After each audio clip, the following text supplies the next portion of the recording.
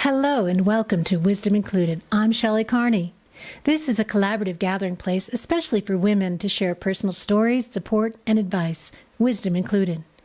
Wednesdays on my vlog, I'll be sharing what I learned from my mistakes and difficulties, past jobs and relationships, and how I used these experiences as learning opportunities or fuel for future development and change.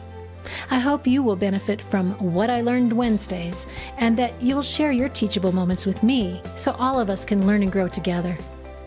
Let's step into the Wayback Machine.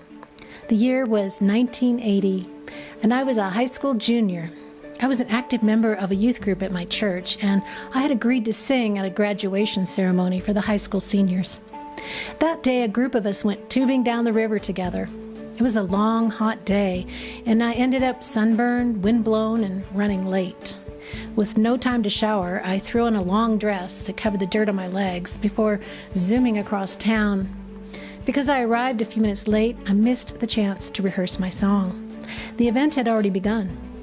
When the time came to perform my solo, I quickly realized that the speakers were placed so that I could barely hear the accompaniment instrumental music. And when I sang, I couldn't hear it at all.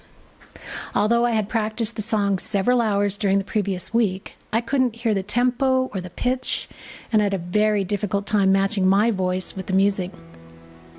Panicking and hoping to find some help, I searched the faces of my friends, teachers, and music director, but registering the looks of concern and confusion only added to my anxiety. One of my friends was mouthing the words and nodding for me to keep singing. Then the music stopped completely. The director was frantically working to resume the playback.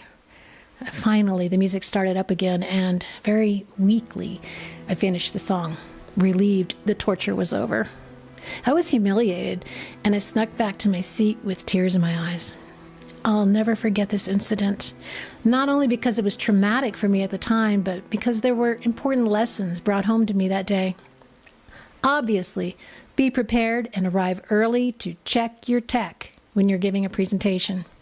I could have avoided a lot of embarrassment if only I'd been early enough to rehearse in the venue.